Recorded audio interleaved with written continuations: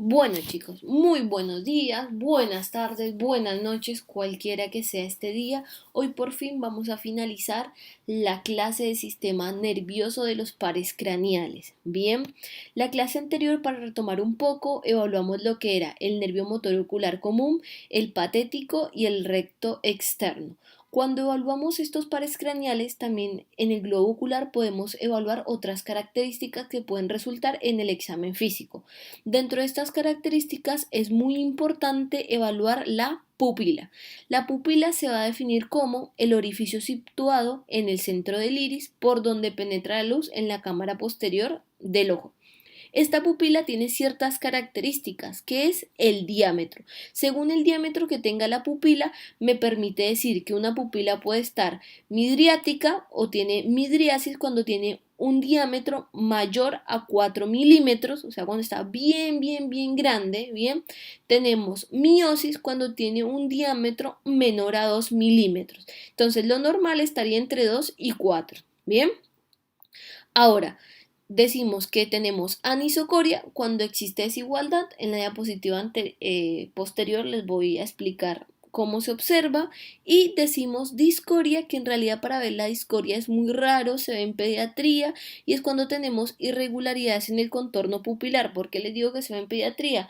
Porque se da por alteraciones congénitas y demás, pero es bastante raro, nunca lo vi y es difícil encontrar también una imagen, ¿sí? Bien, de lo que las pupilas que les dije es, este cuadrito me encanta porque aquí pueden observar isocoria cuando las dos pupilas tienen igual diámetro, obsérvenlo. Miosis, que dijimos cuando era que una pupila tenía un diámetro menor a 2 milímetros, observen esto como si fuera una puntillita. Esto se puede observar en intoxicación por insecticidas y drogas, muy importante por los órganos clorados. Van a tener ustedes un OP en fármaco y lo van a repasar bastante bien. Después vamos a tener la midriasis, lo definimos anteriormente, cuando teníamos un diámetro mayor a 4 milímetros. Esto puede ocurrir fundamentalmente cuando tenemos falta de oxígeno o intoxicación por alcohol industrial. Y anterior les dije anisocoria, que era la desigualdad pupilar, y acá la observan. Vean, este paciente en este lado tenemos una miosis y en este una midriasis. Cuando un paciente está muerto, para que lo sepan, no tiene presencia de los reflejos, que les voy a explicar más adelante cuáles son, y las pupilas se encuentran en midriasis. Bien, ¿qué reflejos vamos a evaluar cuando estamos haciendo el examen físico del tercer par, el cuarto par y el sexto par? Vamos a tener el reflejo fotomotor. Para este reflejo nos tenemos que evaluar, nos tenemos que posicionar como examinadores a la misma altura del paciente, a una distancia aproximadamente de unos 30 o 40 centímetros, y vamos a necesitar una herramienta, lo cual es un estímulo luminoso. Puede ser del celular o puede ser una linternita cualquiera. Vamos a evaluar primero cada ojo por separado. Bien, entonces vamos a decirle al paciente, si vamos a empezar con la evaluación del ojo derecho, que se tape el ojo contralateral. En este caso el paciente se estaría tapando el ojo izquierdo, y lo que vamos a hacer es, vamos a hacer una estimulación de lateral a medial con el estímulo luminoso. Recuerden que un reflejo es una respuesta autónoma ante un estímulo. Acá, ¿cuál sería el reflejo? Que ante el estímulo luminoso, ¿qué hace la pupila? La pupila se contrae, o sea, tiene miosis, cambia el diámetro y se pone pequeña, menor a 2 milímetros. ¿Por qué? Porque recuerden que cuando definimos anteriormente la pupila, era el lugar por donde pasaba la luz a la cámara posterior en el ojo. Se hace primero con un ojo y después se hace con el otro ojo, tapándose. Bien, ese es el reflejo fotomotor. Después vamos a hacer el reflejo consensuado. Para el reflejo consensuado también vamos a necesitar la herramienta fundamental de la lamparita, pero en este caso la mano del examinador va a estar a mitad de la cara, o sea, en la nariz, en la mitad, pero no tapando ningún globo ocular. Bien, y lo que vamos a evaluar va a ser la respuesta del ojo contralateral estimulado. ¿Qué quiero decir con esto? Acá tenemos los dos ojos, vamos a poner la mano en la mitad y vamos a repetir la misma maniobra que en el reflejo fotomotor. Estimulamos de lateral a medial, pero lo que nosotros vamos a observar es que en el ojo contralateral vamos a observar una miosis. ¿Estamos? ¿Esto por qué se da? Ustedes recuerden que cuando repasamos el nervio óptico, recuerden que hay un entrecruzamiento de las fibras nerviosas en el quiasma óptico. Entonces, cuando tenemos la información de este lado, pasa a este lado y, como dijimos que el reflejo que era una respuesta autónoma ante un estímulo, el ojo se me va también, el ojo contralateral va a tener una miosis. Bien, acá les puse un ejemplo, esta es una alteración, vean acá tenemos el examinador, la mano en la mitad, ¿no? El estímulo luminoso siempre de lateral a medial para que no se pone siempre directamente porque muchas veces puede estar en miosis y no vemos el reflejo, ¿no? Y vean que acá se estimula, disminuye el diámetro pupilar, pero en el lado contralateral no, tiene midriasis. Si observan, esto es una alteración. Esto puede ser por muchas causas. Primero y fundamental, que casi siempre por lo que tenemos una anisocoria con desaparición del reflejo consensual es por un TEC, recuerdo un traumatismo encefalocraniano o por algún tipo de ACV, pero este paciente se queda muy joven, no tiene un ACV hemorrágico como para pensarlo, ¿no? Pero bueno, para que lo tengan muy presente. Y después otro reflejo que lo habla la literatura, que es de acomodación y convergencia. En este, ¿qué vamos a evaluar? Al paciente nos vamos a poner también a la misma distancia, unos 50 centímetros, vamos a utilizar un objeto, un lapicero o el dedo que lo vamos a poner a una distancia de 30 centímetros. Le vamos a decir al paciente que mire un punto fijo posterior a nosotros y después de la nada le vamos a decir que observe rápidamente el dedo que se encuentra a 30 centímetros. Lo que tenemos que observar es cómo el globo ocular se mueve y cambia y hace una miosis. Aquí podemos observar cómo los músculos y el reflejo pupilar cambian ante lo que el paciente le quiere informar. Bien, eso por ese lado. Otra cosa muy importante que les van a tomar que se puede observar y es una alteración es el nistagmo. Bien, el nistagmo se define como el movimiento oscilatorio de ida y vuelta rítmico y repetitivo de los ojos. Si yo les digo esto, ustedes como que se quedan procesando y hasta que uno no lo ve, no lo entiende. Entonces vamos a irlo desmenuzando poco a poco. Dice, es el movimiento oscilatorio de ida y vuelta. No sé si ustedes tuvieron la oportunidad cuando estaban en la infancia de tener las muñecas que los denominados ojos de muñeca, esas muñecas o esos juguetes que tenían esos ojitos que uno los movía y se movían rápidamente. Bien, eso mismo es lo que es un nistagmo. Acá les puse un enlace, pero ya yo les tengo acá el video para que lo vean, ¿sí? Cuando estén repasando, cuando estén estudiando. Les voy a poner desde acá, así ustedes lo ven. Acá.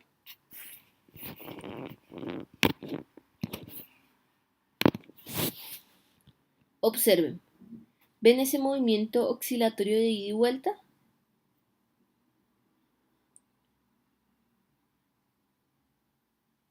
¿Sí lo ven? De los dos lados, como si fueran unos ojos de muñeca.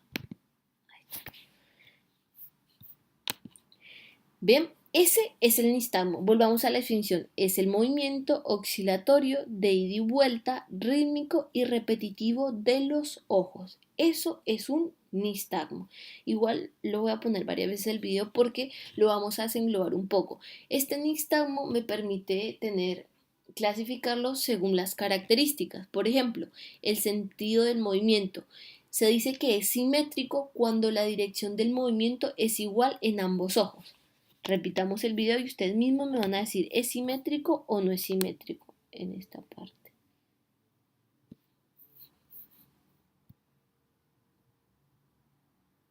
Ahí se observa.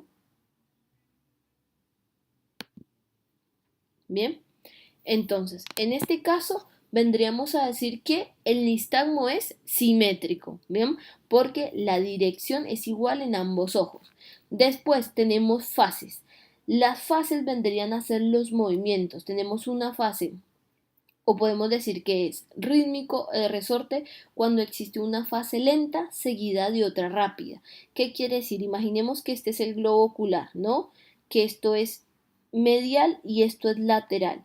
Cuando existe una fase lenta es que el ojo primero gira hacia el lado lateral lentamente y después rápidamente vuelve al centro y otra vez lentamente y rápidamente vuelve al centro. Bien, o pendular cuando ambas fases tienen la misma dirección. Vamos a ver el video y ustedes me dicen si este es pendular o es rítmico.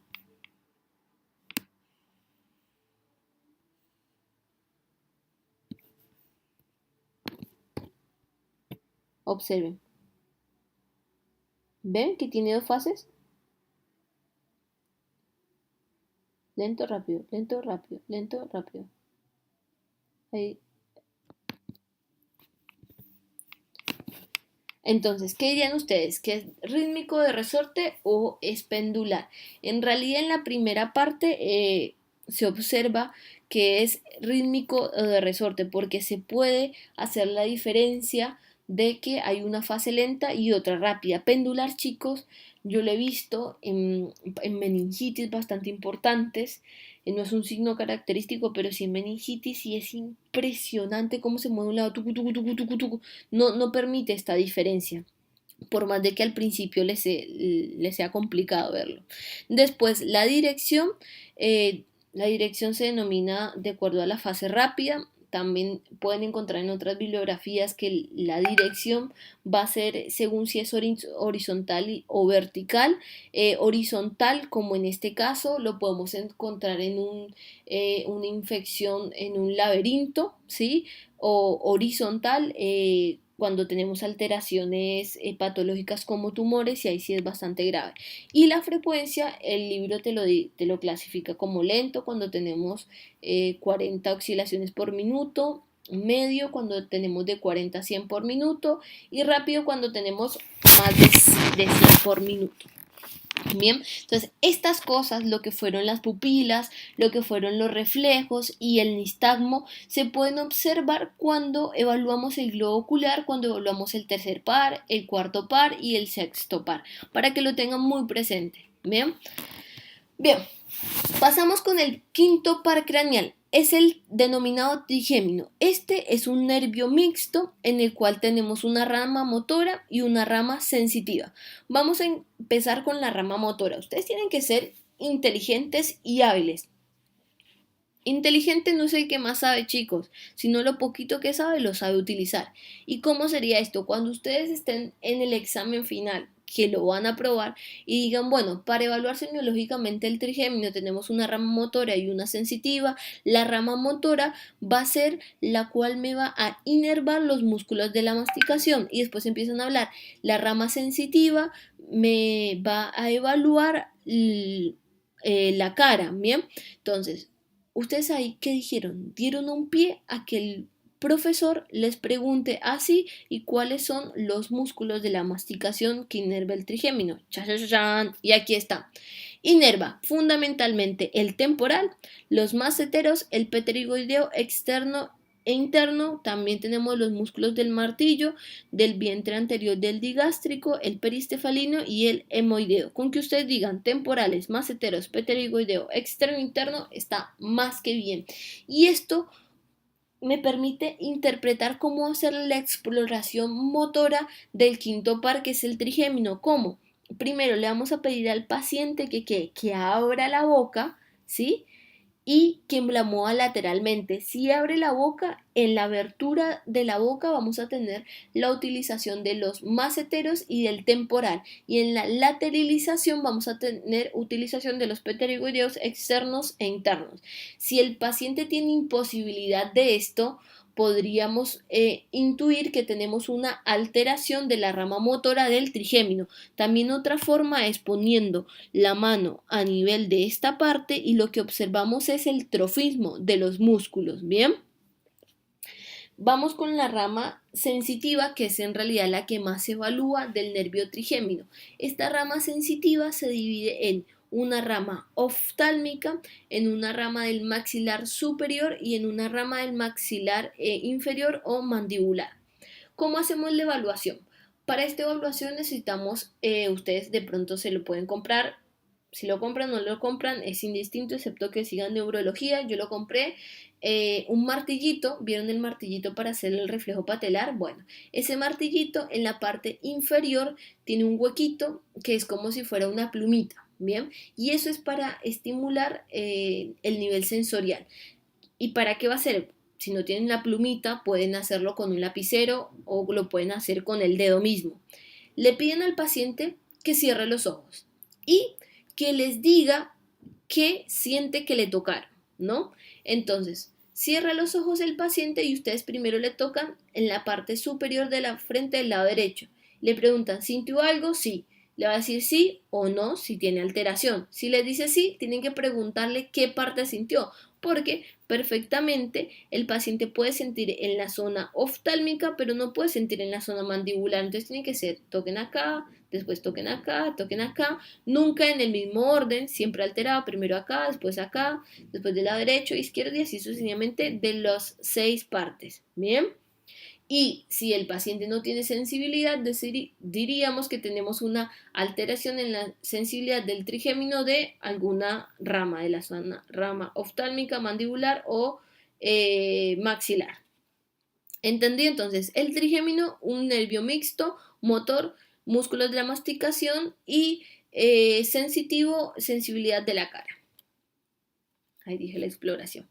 Bien, vamos con el séptimo par, que es el nervio facial. Me encanta el nervio facial.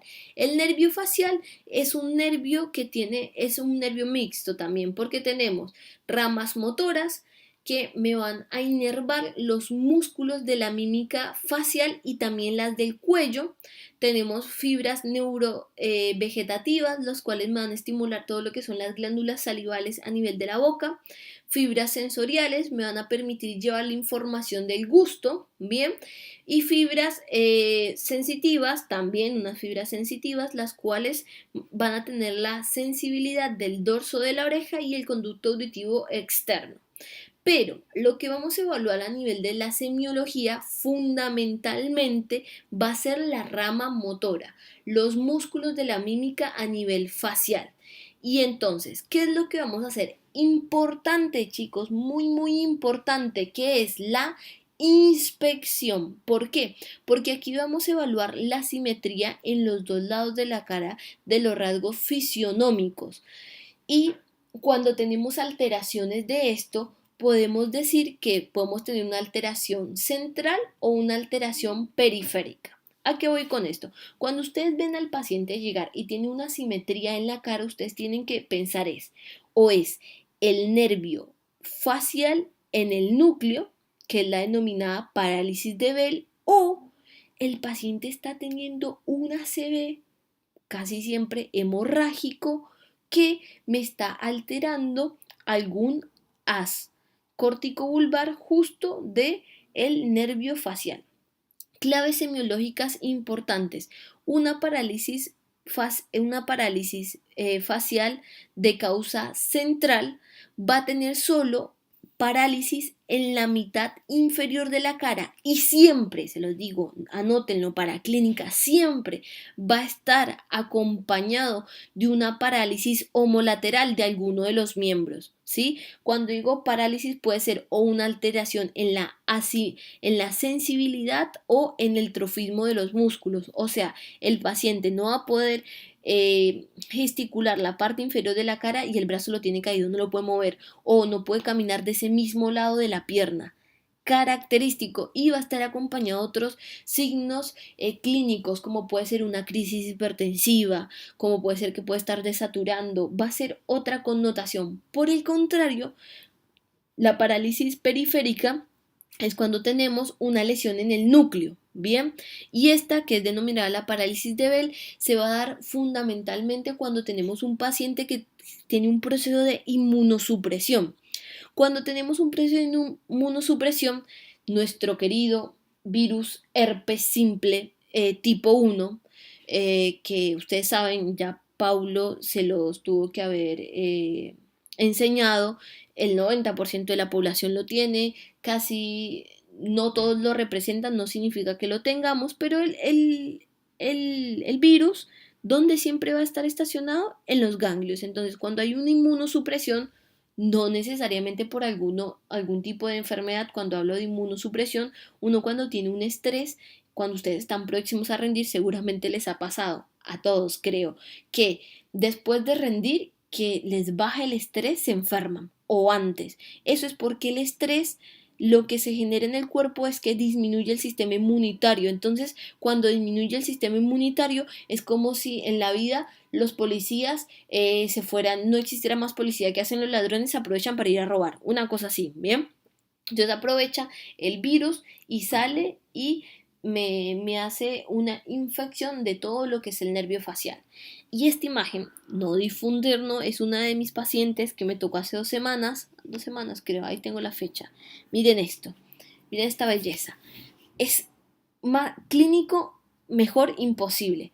Observen, vieron que yo les dije acá la inspección. Entonces acá tenemos la inspección de qué, de los rasgos fisionómicos. Acá hay una asimetría. Empecemos de superior a inferior. ¿Qué es lo que yo le voy a pedir al paciente?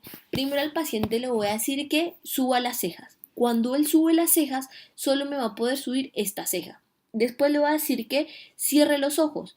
Este ojo no lo va a poder cerrar, este ojo sí lo va a poder cerrar, ¿bien? Después yo le digo, infle los cachetes como Kiko, infla los cachetes como Kiko, pero de este lado observen que tenemos una asimetría ¿de qué? De la comisura labial, ¿bien? Entonces, esto es una parálisis facial periférica. ¿Qué les dije yo de la parálisis facial central? Que teníamos alteración de la parte inferior de la cara, o sea que este paciente no tendría que tener asimetrías acá y tendría que estar acompañado de que de alteraciones sensoromotoras a nivel inferior, o sea, a nivel del miembro superior o del pie, en la sensibilidad o en la fuerza.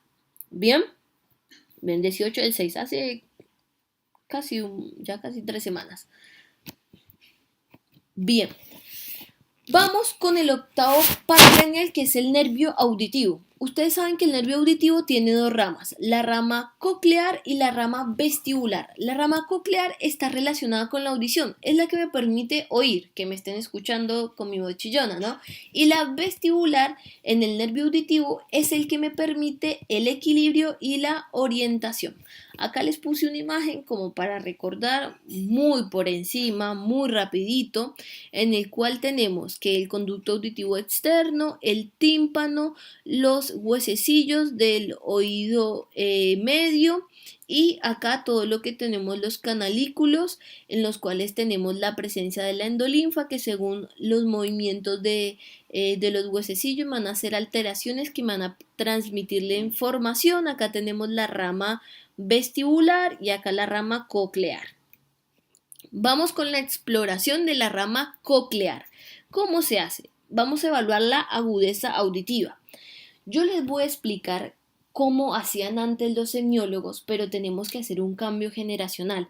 Chicos, la semiología es una rama importantísima, importantísima de la medicina, porque ustedes piensen que antes no se tenían todos esos estudios diagnósticos ni instrumentos que tenemos hoy en día, como una ecografía, una tomografía, una resonancia, algunas cámaras. Entonces el médico su intuición, con lo que había estudiado, con lo que estaba descubriendo, tenían que ver cómo evaluar las cosas.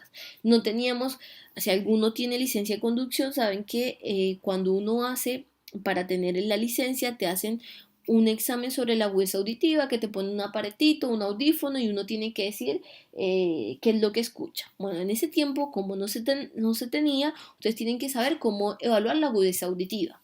¿Cómo se evalúa? Evaluamos cada oído por separado. Vamos a hacer el ejemplo que vamos a evaluar el oído derecho.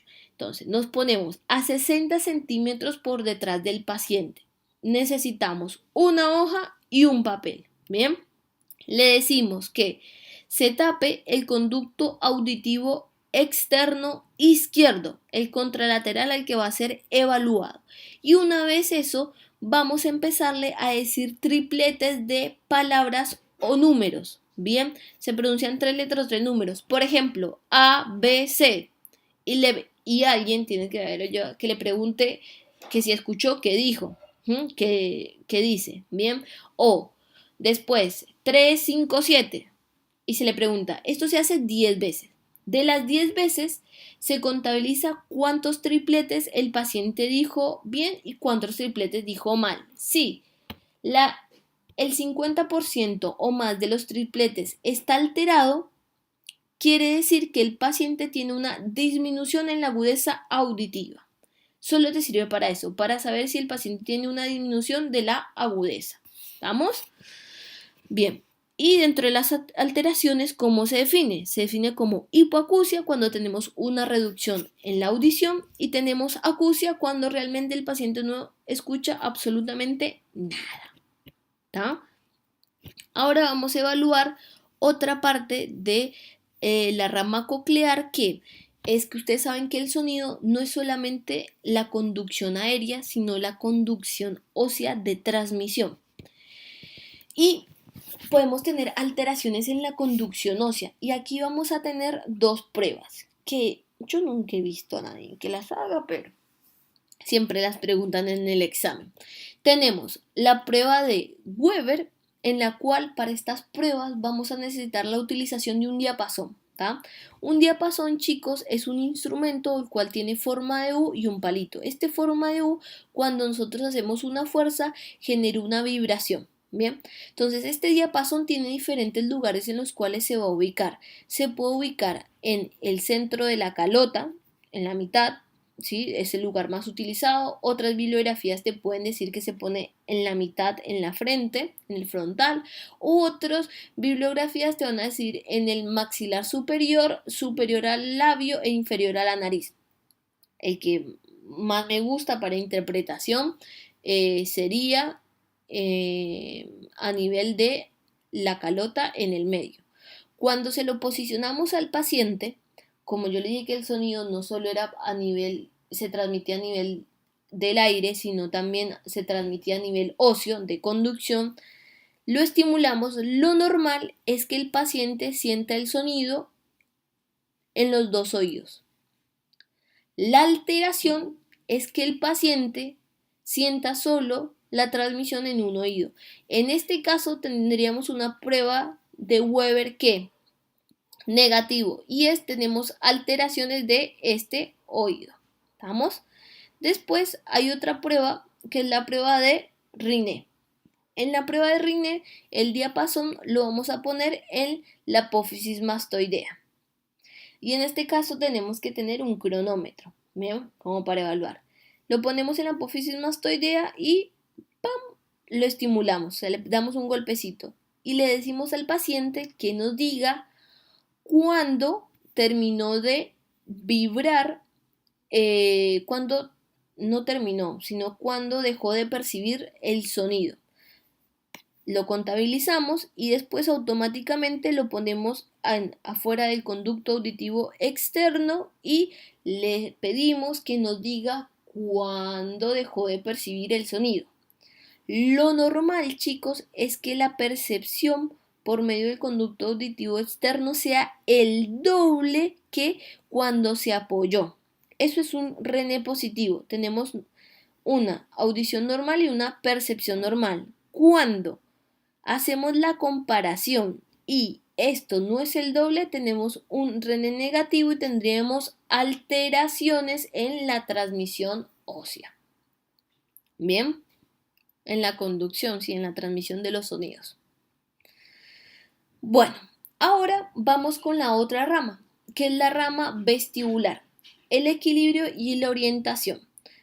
Para eso voy a hablar dos cositas anteriormente, antes de empezarles a hablar con lo patológico. Ustedes saben que el equilibrio no solo va a estar dado, chicos, a nivel vestibular por el oído, sino también va a estar dado porque el sistema nervioso central hace una interacción entre lo que es la vista, en lo que es a nivel del oído y en lo que son todos los receptores propioceptivos, que son receptores que se encuentran a nivel de las articulaciones y le permiten hacer la interpretación al sistema nervioso central de cómo estamos ubicados y parados con la información visual y vestibular. Así así el cuerpo y nosotros sabemos cómo estamos ubicados.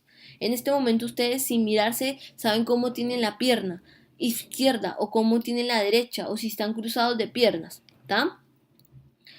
Vamos a tener que saber las definiciones. Vértigo se define como la sensación de giro o alusión del movimiento. Eso es vértigo. Bien, el mareo es, se los pongo pelo y letra como dice el libro, es indefinido y poco preciso. Los pacientes lo utilizan para describir la sensación de displacer del desequilibrio. Entonces el paciente siempre te dice, hombre, yo tengo un mareo, estoy mareado, así directamente te dice, ¿bien? Pero lo que tenemos que saber es si es un vértigo periférico, que es por alteraciones de la rama vestibular del nervio auditivo, y esto se da cuando tenemos algún tipo de infección respiratoria, casi siempre es después de una infección respiratoria. Para eso tenemos una prueba semiológica que es la prueba de Romberg. Póngame atención. En la prueba de Romberg vamos a decirle primero al paciente que se ponga en posición de pie, ¿tá? Posición erecto. Yo les dije que qué teníamos para que uno supiera cómo era la posición. Teníamos una interacción de 3 sentidos, por decirlo así, a nivel visual, a nivel del oído y a nivel de las articulaciones por los receptores propioceptivos. Al paciente le decimos que ponga los pies juntos. El examinador tiene que estar al frente y con los brazos extendidos, ¿bien? Porque si es un paciente que vamos a evaluar el equilibrio, se nos puede caer. Muy, muy importante eso. Si es una persona muy grande, como me ha pasado a mí, que yo soy chiquitita, 1,5 metros, ¿no? Ahí tengo pacientes de 1,90 y 90 kilos, siempre pido la ayuda de alguien por el hecho que si se me cae no lo puedo mantener, y me ha pasado. Les voy a contar, nota, abro paréntesis, una vez en el ECA tenía un paciente, estaba sentado en una camilla, una paciente con obesidad mórbida, pesaba 150 kilos, ella era pequeña y no alcanzaba a los pies, la puse en la camilla, le evalué toda la cuestión, unas úlceras en miembros inferiores, voy, la ecografía, cuando vuelvo le digo, no señora, venga para acá, que la voy a trasladar le iba a internar. Ay chicos, claro, nunca más me pasa en mi vida. La mujer se fue a parar, como era obesa y no alcanzaba los miembros inferiores al piso, se le habían dormido los pies. ¿Para dónde se cayó? Para el frente. ¿Y quién se llevó su buen golpe? Me rompí la cabeza, me tuvieron que poner unos puntos porque me dio un traumatismo craneal con todo el peso que tenía la señora encima. Por eso les digo que hay que pedir ayuda. Cierro paréntesis, volvamos a la prueba Romberg. Bien, entonces, tenemos acá el paciente que está erecto, ¿sí? Paradito, estamos con los ojos abiertos, y en primer momento con los ojos abiertos vamos a evaluar si el paciente tiene movimientos oscilatorios, y esto se denominaría lateropulsión. Si no los tiene, le vamos a decir al paciente que cierre los ojos. Si cierra los ojos y se mueve, es lateropulsión. Lo normal es cuando el cerebro no tiene la estimulación visual, se corta por el oído y por los receptores propioceptivos, el paciente pueda estar en equilibrio. Esta es la primera parte. Después le vamos a pedir al paciente que empiece a caminar, pero que empiece a caminar no aumentando la base de sustentación, sino un pie detrás del otro. Y acá puede caminar en zigzag. Interpretaciones de esto, alteraciones. Es patológico cuando tenemos lateropulsión. Si tenemos alteraciones en el cerebelo, el paciente sin cerrar los ojos ya presenta lateropulsión. Bien, ¿por qué? Porque cuando unimos los pies, el paciente disminuye la base de sustentación, ¿tá? Cuando el paciente cierra los ojos y presenta lateropulsión, vamos a tener alteraciones de ¿quién? Del nervio vestibular. Bien, y hacia el lado en el cual el paciente presenta lateropulsión es hacia el lado el cual tenemos afectado. Y también la marcha en zigzag es cuando tenemos una prueba alterada. ¿Entendido la prueba de Romberg? Sí. Y la rama vestibular del equilibrio y la orientación. Bueno, vamos con el noveno par, que es el nervio glosofaringio. En el nervio glosofaringio tenemos diferentes tipos de fibras. Tenemos las fibras motoras, que se distribuyen por el músculo estilofaringio, el faringe y los pilares del velo del paladar. Lo que nunca se les va a poder olvidar son los pilares del velo del paladar.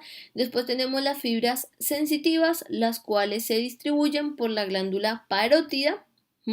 ¿Y cómo vamos a hacer la exploración? Para esto vamos a necesitar herramientas. Primero, un hisopo y diferentes tipos de sustancias. Estas sustancias son ¿qué? Algo salado, algo ácido, algo picante, algo dulce. Y lo que vamos a evaluar es, en un primer momento, en una inspección, vamos a evaluar más que todo el velo del paladar y después lo que vamos a evaluar es con un hisopo le vamos a llevar el gusto a la parte posterior, a ver si el paciente puede diferenciar los tipos de gustos, si es el salado, si es el dulce. Entre sabor y sabor se le pide al paciente que se haga un buchecito de agua. Alteraciones, se dice que tenemos ageusia cuando tenemos una pérdida total del gusto, hipogeusia cuando tenemos una disminución del gusto y parageusia cuando tenemos una perversión del gusto. ¿Qué quiere decir? Que le damos al paciente algo dulce y me dice que es algo picante. Bien, la parálisis del noveno par, ¿cómo se va a ver? Con dificultad en la deglución, porque acuérdense en el velo del paladar y en algunos músculos de la faringe y trastornos del gusto. Así se va a observar una parálisis del noveno par. Después, el décimo par, que es el neumogástrico o el vago, que inerva un montón de cosas. Acá les puse el origen real, el origen aparente, como por si se lo llegan a preguntar. Nada más que eso. Y vamos a la exploración. En la exploración vamos a hacer dos, una exploración pasiva y una exploración activa. En la pasiva vamos a evaluar la simetría de los dos paladares. Bien, entonces denominamos una alteración hemiestafiloplejía cuando tenemos una caída del velo paladar y la vulva hacia el lado sano. O sea, el lado que está sano es el que va a estar más caído. ¿Vamos? Ahora, activa, ¿cómo hacer esta exploración activa? Se le va a pedir al paciente que diga la letra A. Cuando dicen A, ¿qué tenemos que observar? Un velo del paladar que se alza y una úvula que se mueve, ¿sí?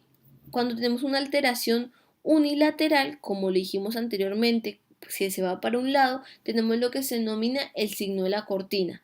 Si se lo llegan a preguntar, se tienen que sacar un 10, porque a veces los corchan con esto. Dígame el signo de la cortina. Uno queda como que, ¿qué es eso? Nadie, excepto que hagan neurología, es muy difícil que lo vean o lo evalúen, ¿no? Pero porque el nervio neumogástrico inerva un montón de cosas y no es una de las cosas patognomónicas con las cuales se va a representar.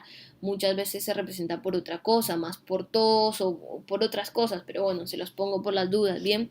Y cuando tenemos una parálisis bilateral, tenemos una disfagia. Recuerden que la disfagia se define como sensación desagradable en el momento de tragar. Vamos a tener una voz nasal, sofocamiento y hasta regurgitación nasal. Se los pongo, pero es muy raro verlo en la práctica clínica como así de guardia. ¿Estamos? Después vamos con el nervio espinal. El nervio espinal fundamentalmente tenemos que es un nervio motor y me va a inervar el músculo esternocleidomastoideo, el trapecio y muchas veces se superpone con algunas funciones del vago. En la exploración vamos a hacer lo siguiente. Primero, vamos acá al trapecio, vamos a evaluarlo como poniendo las dos manos en el hombro y vamos a hacerle al paciente que haga como si uno cuando está bravo, cuando pequeño y que uno dice que me importa que sube los hombros, así mismo, así mismito. Entonces, ustedes van a hacer y lo que van a evaluar es la fuerza del músculo y el trofismo. Después, otra manera de evaluar ahora el esternocleidomastoideo es que le vamos a decir al paciente que gire la cabeza hacia un lado y vamos a observar cómo es el trofismo de este, hacia un lado y después hacia el otro. Así se evalúa. Muchas veces hay pacientes, esto sí lo he visto, que no pueden voltear la cabeza o no pueden subir los hombros. Bien, alteraciones, acá les puse, en caso de parálisis motora, se deja deformar el relieve del cuello. También puede existir una caída del hombro hacia adelante y el esternocleidomastoideo no se contrae cuando se sujeta. Bien, de que se rota la cabeza, como para que lo sepa. Y vamos en el último par craneal, vean, es el nervio hipogloso. El hipogloso es un nervio motor destinado a los músculos de la lengua. Entonces, acá ya les dije, para que no los corchen, entonces le van a preguntar así, ¿cuáles son los músculos de la lengua? Acá se los puse, son los músculos extrínsecos y músculos intrínsecos. Ahí les puse, después tienen para que se, se diviertan aprendiéndoselos. Bueno, ¿cómo va a ser la exploración? La exploración va a ser muy fácil, chicos. Usted le va a pedir al paciente que saque la lengua, que la mueva hacia la derecha y hacia la izquierda y van a observar la lengua como tal.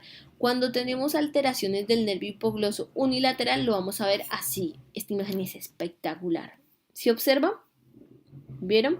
Que de un lado está contraído del otro. No, esto es una alteración. Normalmente la lengua no está así. Véansela al espejo y hagan el movimiento. Y no puede hacer el movimiento lateral, para que lo sepan.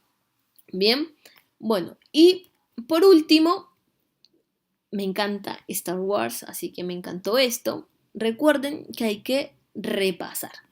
Bien, acá les puse una imagen de todos los nervios craneales, de los pares craneales, y voy a decir una cosita rapidita de cada uno como para sintetizar toda la clase. En el examen neurológico siempre vamos a empezar ¿con quién? Con el estado de conciencia, chicos. Recuerden lo que es conciencia, recuerden lo que es el Glasgow, que te permite más que todo en accidentes hablar de la misma terminología. Bien.